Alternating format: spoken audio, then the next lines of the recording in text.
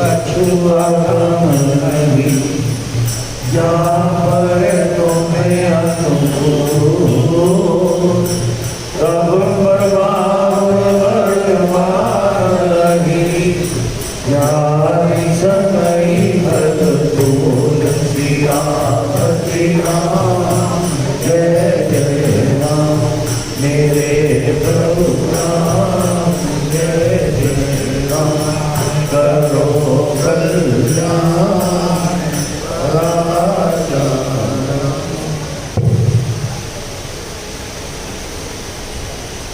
परम आदरणीय समुपस्थित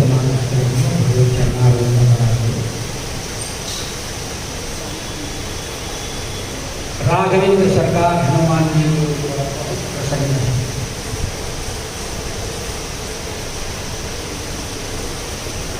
और हनुमान जी की प्रशंसा करते अघाते भी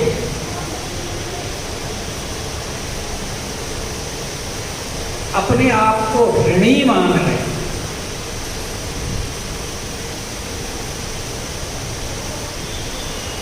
यानी वैसे तो साहब सरकार स्वयं है, बाकी तो सब उनके सेवक हैं, पर आज भगवान की वाणी से ऐसा प्रतीत हो रहा है कि वो स्वयं साहब का दर्जा उन्होंने हनुमान जी को दिया।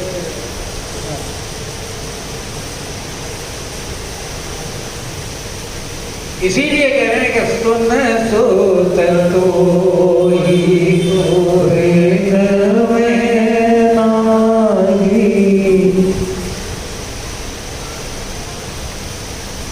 और प्रति उपकार करोगा तोरा।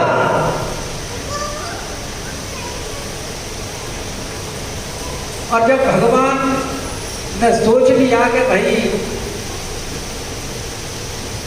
ऐसी कोई वस्तु दिखाई नहीं देती जो मैं इसको दे सकूं,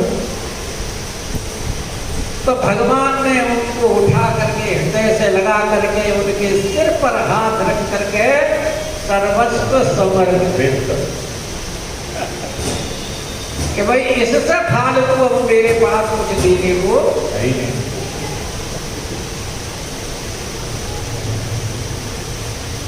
और हनुमान जी ने भी देखा प्रभु बड़े प्रसन्न हैं,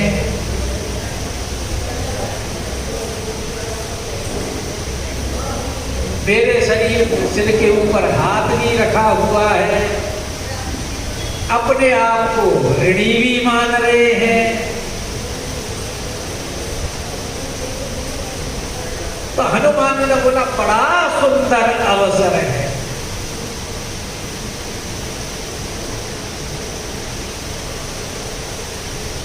और हनुमान जी को भगवान ने अपने निकट भी बिठाया हुआ है।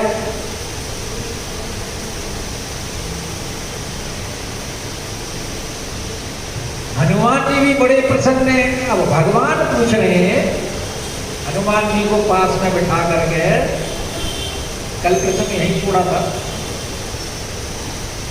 कि कपि उठाई प्रभु हृदय लगा, कर गही निकट बैठा। हाथ पकड़ के अपने पास बिठाया है हनुमान जी। ऐसा सौभाग्य किसी को प्राप्त नहीं हुआ। और फिर पूछ रहे हनुमान जी तुम लंका में होकर के आए हो, जानकी जी के दर्शन किए और लंका दहन भी किया, तो तुमने तो लंका खूब अच्छी तरह से देखी। रावण लंकापुरी का कैसे पालन कर रहा है, क्योंकि लंका तो बड़ा दुर्गम किला है।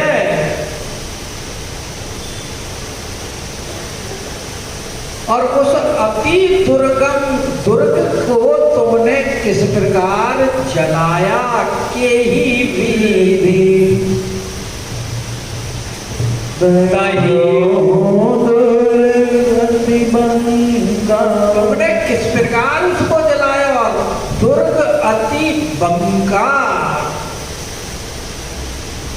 जहां जाने की किसी की सामर्थ्य नहीं, रावण जिसकी स्वयं रक्षा करता है,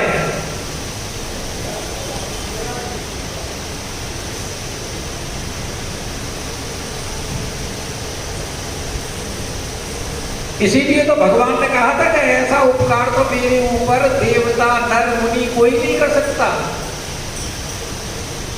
और ना ही वहां लंकापुरी में कोई प्रवेश करता, तुमने तो प्रवेश करके उसको जला भी दिया। तो पूछ में जरा वहां के समाचार बताओ। कहू कपि रावण पालित लंका, यही विधि दयो दुर्ग अति मंका। हनुमान जी ने देख लिया भगवान इस समय परम प्रसन्न है।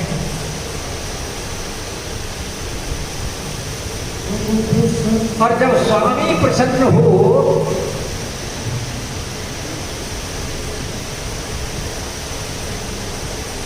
तो उस समय सेवक अपनी बात खुल करके कहता है, क्योंकि प्रभु प्रसन्न हैं तो इसलिए अब डर की कोई बात ही नहीं। और हनुमान जी ने प्रसन्नता इसलिए भी जान ली भगवान की कि मेरे इस सब काम के बारे में भगवान को सब कुछ जानकारी है, भगवान स्वयं प्रशंसा कर रहे हैं मेरी। जबकि ये मैं जानता हूं कि जो कुछ हुआ है वो सब भगवान के ही प्रताप से हुआ है, परंतु फिर भी भगवान अगर मेरी प्रशंसा कर रहे हैं और मेरे हृदय में कोई अभिमान नहीं आ रहा तो ये किसकी वजह से है? प्रभु की कृपा, प्रभु की कृपा की वजह। इसीलिए हनुमान जी ने समझ लिया कि भगवान मेरे ऊपर प्रसन्न है, जो मेरे ऊपर माया का प्रभाव नहीं हुआ। ये उन्होंने अपना मापदंड देख लिया।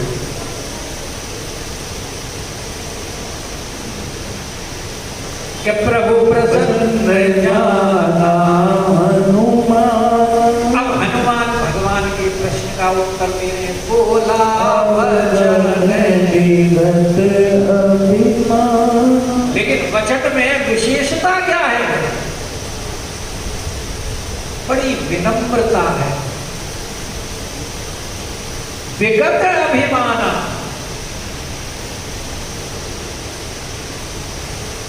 क्योंकि भगवान को अभिमान पसंद नहीं। भगवान किसी का अभिमान रहने नहीं देते। जैसे वो जन अभिमान न राखई काऊ, भगवान किसी का अभिमान रहने देते हैं क्या? चाहे उनके कोई परम भक्त हो, शत्रुओं की तो बात ही अलग। भक्तों के हृदय में भी अगर अभिमान आता है तो भगवान तुरंत उनको दूर कर, जैसे नारद जी के दूर कर दिया। ओरे अंकुरे तरु भारी, बोला अभी तो अंकुरित ही हुआ है, पेड़ बन गया तो बहुत दुखदाई होगा और उखाड़ने में भी कष्ट होता है। अंकुरित होते ही उखाड़ दो और भगवान ने उखाड़ दिया। तो हनुमान जी जानते हैं कि भगवान को मान प्रिय नहीं है, और वो भी अपने जनों के लिए अंदर अगर हो तो इसलिए बोला वचन विगत अभिमान। और अब देखो कितनी सुंदर भाषा में हनुमान जी जवाब दे रहे हैं। भगवान पूछ रहे हैं कि विधि दयो दुर्ग अति मंका, यानी लंका कैसे जाए? भगवान का प्रश्न भी सीधा लंका पर ही है। ये नहीं पूछा कि कैसे तुमने समुद्र पार किया, कैसे लंका में प्रवेश किया, कैसे जानकी जी को खोजा। और ये तो बाद में लंका दहन का तो बाद में प्रसंग है, भगवान डायरेक्ट पूछ रहे कि ओहो ऐसा दुर्गम कार्य तुमने किया है। हनुमान बोले प्रभु मैंने कुछ नहीं किया, मेरी सामर्थ्य कहां मैं कुछ कर सकूं। मैं तो एक छोटा सा बंदर हूं, शाखा मृग जो पेड़ों पर उछल कूद करना जानता है। उसमें पौरुष कहां, बल कहां, मनुष्याई पुरुषार्थ बंदर में कहा है कि शाखा बंदर का पुरुषार्थ तो सिर्फ इतना ही है, एक डाल से उछला दूसरी पर चला गया, दूसरी से उछला तीसरी पर चला गया। कि शाखा ते शाखा पर जाई। पर हम तो राक्षसों के भोजन है, हम बता निशाचरों को कैसे मार सकते हैं। और घास फूस की लकड़ी की लंका होती तो जलते जाती हो, तो सोने की लंका है, सोने का क्या जलेगा।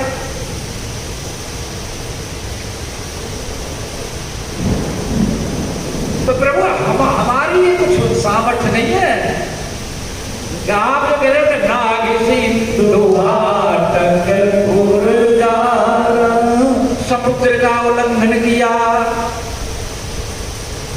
और निशाचरों का वध किया और वन को उजाड़ा। अब जब भगवान ने पूछा लंका दहन से, तो क्रम तो ये होना चाहिए था कि पहले समुद्र को उल्लंघन किया, फिर लंका में प्रवेश किया, फिर वन को उजाड़ा, तब लंका जलाई। भगवान का प्रश्न है लंका जलाने से।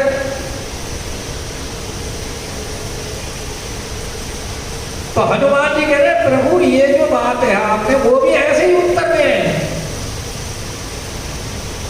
कि प्रभु मेरी इसमें कोई प्रभुता ही नहीं है। तो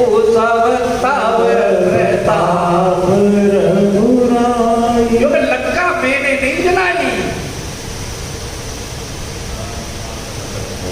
समुद्र लंघन भी मैंने नहीं किया, क्योंकि समुद्र लंघन में इधर से गया आपकी मुद्रिका ने पहुंचा दिया, उधर से आया तो जानकी जी की चूड़ामणि ने पहुंचा दिया। और लंका जो जली है वो जानकी जी की विरह अग्नि से जली है। निशाचर मारे गए आपके प्रताप के कारण मारे गए। तो महाराज मेरा इसमें कुछ नहीं हुआ, मैंने कुछ नहीं किया। तो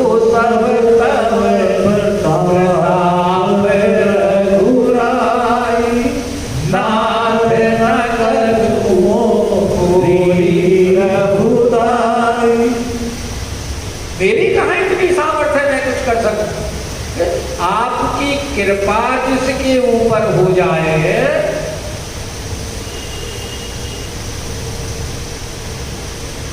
क्योंकि आप तो सब कुछ करने में समर्थ हैं, किसी से भी कुछ भी करा सकते हैं। मसकई करई विरंचिसम अजई मसकते हीन। आप तो मच्छर को ब्रह्मा बना दो, ब्रह्मा को मच्छर से भी छोटा बना दो। तिनका भी अग्नि को जला दे आपके प्रताप से। तो प्रभु जिसके ऊपर आपकी कृपा हो जाए,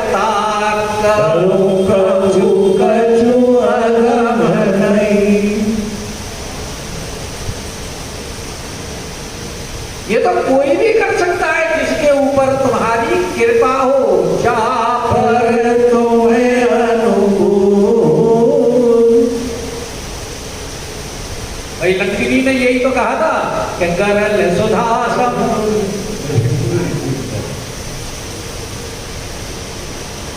गरल सुधा ऋतु करई मिलाई। गरल सुधा ऋतु करई मिलाई गोपद सिंधु अतल सिरलाई गरुड़ सुमेरु रेणु समताई राम कृपा करी चितवा नाही। और यहाँ भी यही कह रहे हैं तागहु प्रभु कछु अगम नहीं।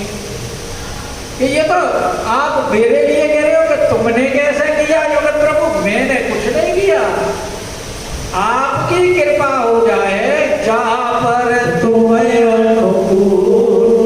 तो क्या हो, आपके प्रभाव से तब प्रभाव बड़वानल नहीं। बड़वानल जो होती है वो समुद्र की अग्नि, और बड़वानल में इतनी शक्ति होती है कि समुद्र को सुखा दे।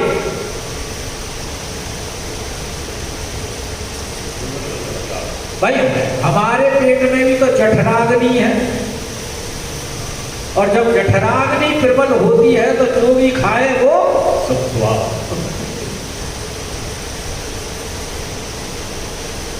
हमारी कह देते हैं भाई भूख नहीं लग रही है आज तक, क्योंकि जठराग्नि मंद हो गई। और अगर जठराग्नि प्रबल हो तो फिर तो लक्कड़ पत्थर सब हजम। चार बार खा जाए बेटे। अब भीमसेन जी अकेले जो भी भिक्षा मांग करके लाते वनवास में, उसके माता कुंती को भाग करती। एक भाग भीमसेन के लिए और एक भाग में चारों भाई, और उस और फिर भी भीमसेन का पेट नहीं भरता था।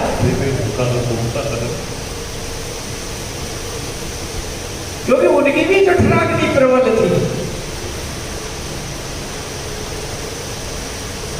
जैसे जंगल में आग लगती है दावानल, जब आग लगती है तो फिर वो जंगल के जंगल मीलों तक साफ कर देती है, उसको बुझाना मुश्किल। अभी अमेरिका में लगी थी, कितने महीने तक चलती रही। ऐसे ही समुद्र की अग्नि को कहते हैं बड़वानल। तो कहते हैं कि आपके अगर कृपा हो जाए तो आपके प्रभाव से उस बड़वानल को जारी सकाई एक तूल रुई तो बहुत जल्दी जलती है, उससे जल्दी तो कोई जल्दी भी नहीं। वो उस बड़वानल को जला करके जो बड़वानल समुद्र को सुखा सकता है, उस बड़वानल को जलासी हुई जला सकती। ये आपका प्रताप है। हनुमान जी कहते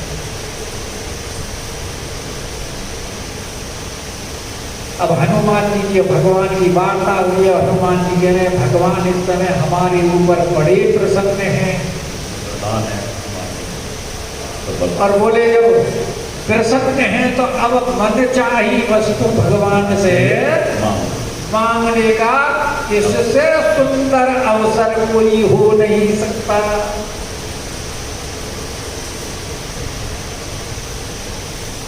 इसलिए कहते हैं प्रभु नाथ भगती अति सुख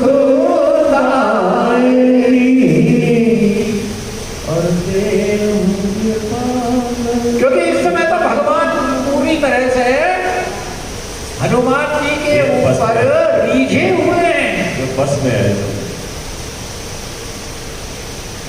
कह रहे प्रभु देखो ऋण होना ये तो बराबर वालों में चलता है।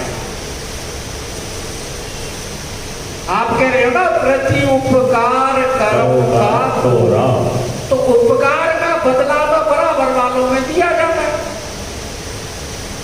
तो हम तो आपके प्रभु दास हैं।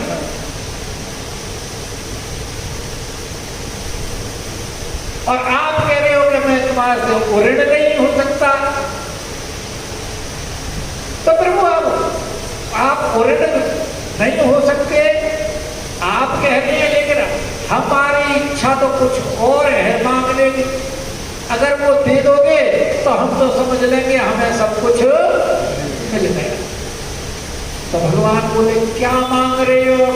तो हनुमान जी बोले ना है भक्ति अति सुखदायिनी देहु कृपा करी अन्न पानी। कि प्रभु आप हमें जो अति सुखदायिनी आपकी भक्ति है, जिसे निश्चला भक्ति कहते हैं, अनपायनी भक्ति कहते हैं, वो हमें कृपा करके दीजिए।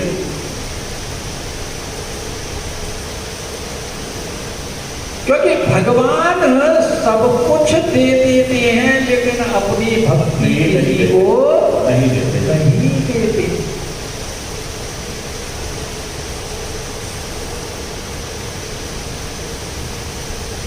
और हनुमान जी इस बात को जानते हैं।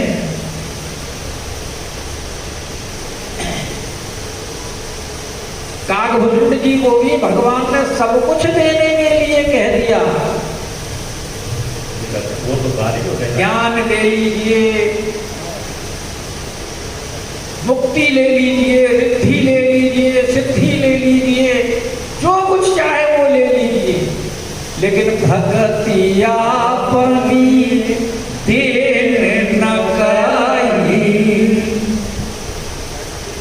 भक्ति देने के लिए भगवान ने आपने कहा ही नहीं था। क्योंकि भक्ति ऐसी वस्तु है कि भगवान उस भक्ति के स्वयं बंधन में बंध जाते हैं।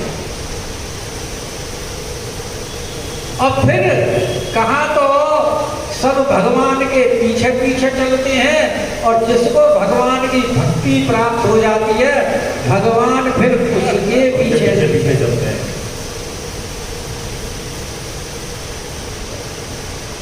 ब्रज में तो गाते हैं कि मैं भगत को दास, भगत मेरे मुकुट मणि। भागवत में कहा है अहम भक्त पराधीन। अरे नाना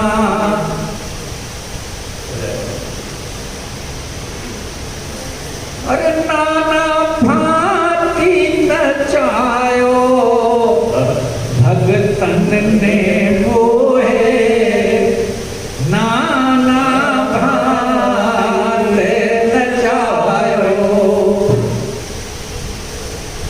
कह रहे भक्त तो मुझे जैसे चाहे वैसे। ब्रज में बड़ गाया करते थे रामस्वरूप की, रासधारी थे ना रामस्वरूप जी, उनके पिताजी का लिखा हुआ ये रसिया है, विवेक श्याम जी का। बड़े सुंदर रसिया लिखे हैं उन्होंने, याद नहीं है मुझे, उसमें देख लो मिल जाए जाओ। भगतन ने वो है नाना मुझसे सुनना चाहते हैं, वैसे देखने को क्या करते हैं, हम तो आपका मुझसे सुनना चाहते हैं। तो वही वो मांग रहे हैं कि अच्छा भगवान के द्वारा जो भक्ति प्रदान की जाती है और औरों से जो माध्यम से यानी साधन से जो भक्ति मिलती है, उसमें भी अंतर है।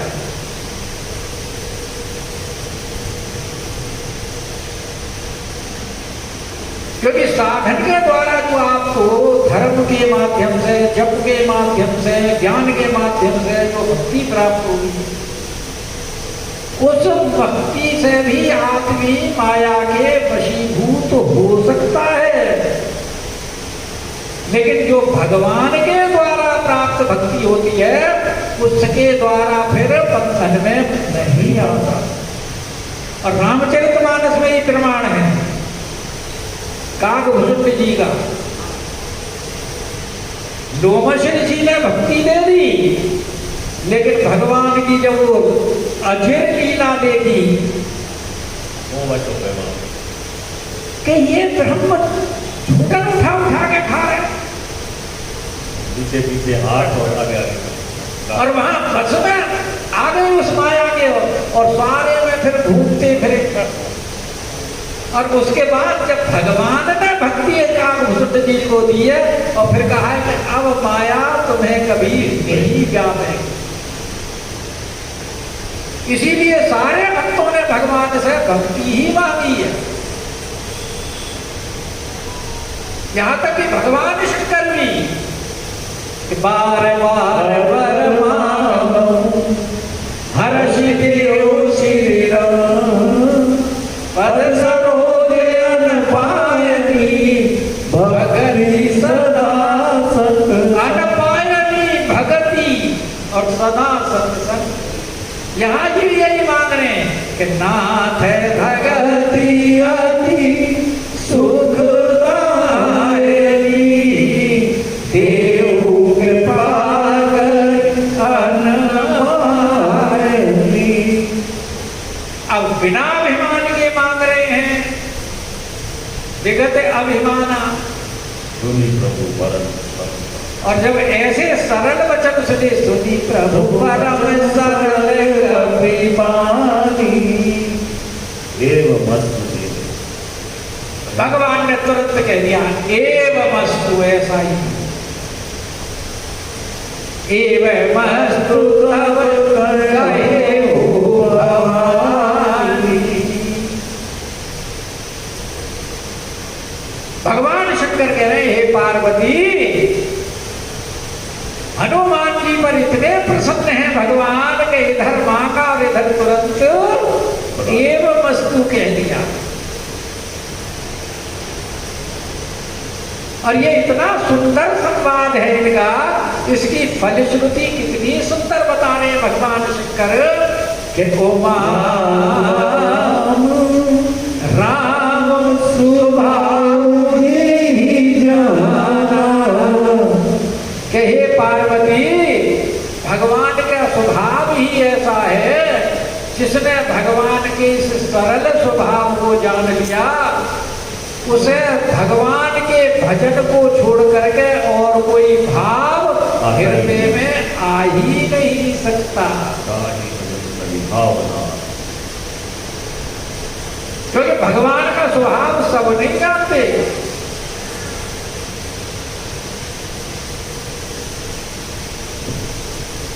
भगवान ने स्वयं में भीषण को कहा है कि मेरा सो जानी भुसुंडी शंभु गिर जाओ। मेरे स्वभाव को कौन कौन जानता है? भुसुंड जी जानते हैं, भगवान शंकर जानते हैं, पार्वती जानती है। सुनो सखा निज मोर स्वभाव जानी भुसुंडी शंभु गिर जाओ। और लखनलाल जी जानते हैं, भरतलाल जी जानते हैं, हनुमान जी जानते हैं। भगवान ने स्वयं कहा है हनुमान जी को, हनुमान जी तुम तो मेरा स्वभाव उत्तरकांड है। जब भरतलाल जी भगवान से कुछ पूछना चाह रहे हैं लेकिन संकोच वैसे कह नहीं पा रहे, और हनुमान जी के माध्यम से कहलाते हैं नाथ भरत कछ पूछन जय हूं।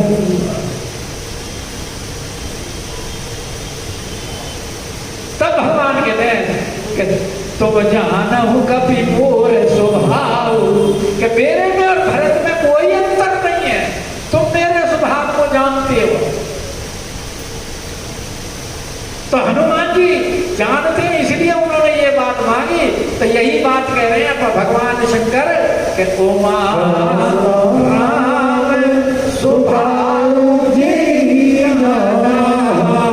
ताही भजन, वो भजन के अलावा और कोई वस्तु मांग ही नहीं सकता, क्योंकि भजन ही भगवान का सबसे श्रेष्ठ है। और कितने भी साधन कर लीजिए, उन साधनों से भगवान को वश में करने वाली भक्ति प्राप्त नहीं हो सकती सिवाय भजन। भज सेवाया, भगवान की सेवा, मानसी सेवा करिए भगवान की। जब भी बैठो आराम से, शांत प्रवृत्ति है, भगवान के अपने को चिंतन में भगवान को लाओ और भगवान की नाना प्रकार से बिना एक पैसा खर्च करे सेवा करो। खूब मेवा मिष्ठान की बढ़िया बढ़िया खीर बना करके अपने हाथ से और अच्छी तरह चला करके गाढ़ी करके सुगंधित उसको करके और फिर केसर वेसर डाल के भगवान के सामने अर्पण करो, भोग लगाओ, देखो कि भगवान पा रहे हैं। और उस समय भगवान जी के जो भोग का कीर्तन होता है उसका गायन करो। रुच रुच भोग लगाओ मेरे स्वामी, ऐसा भगवान का भजन करना चाहिए। इसीलिए कह रहे जिसने भगवान की प्राप्ति भजन के सेवा के ही द्वारा हो।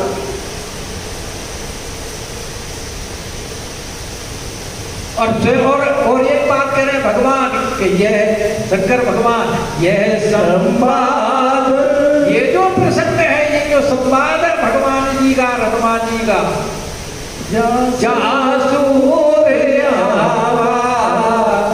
रघुपति चरण, इसके फलश्रुति बता रहे हैं कि रघुपति चरण भगति सोई पावा। भगवान की भक्ति प्राप्त करने के लिए इस संवाद का बार बार मनन चिंतन कीजिए और हृदय में धारण करिए। भगवान के चरणों की भक्ति प्राप्त होती है। इससे रामचरितमानस में जगह जगह हर एक प्रसंग की फलश्रुति लिखी हुई है, सबके अलग अलग फल हैं, लेकिन यहाँ इस फलश्रुति, इसका श्रवण का फल जो है इसका बड़ा सुंदर है। इस संवाद का जो भगवान के चरणों की भक्ति प्राप्त होती है जिससे, और जैसे ही भगवान ने कहा एव वस्तु, और वहां जितने भी वानर समुदाय था सुनि प्रभु वचन भगवान की जय जयकार होने लगी। जय जय जय कृपाल सुख सीताराम जी की जय, राघवेंद्र सरकार की जय, जय सिया राम, जय सिया राम। और सारे, और वहां तो अरबों खरबों वानर, क्योंकि सारे संसार के वानर वहां, और इतनी ध्वनि हो रही है कि भगवान की जय हो, कितने कृपालु भगवान हैं।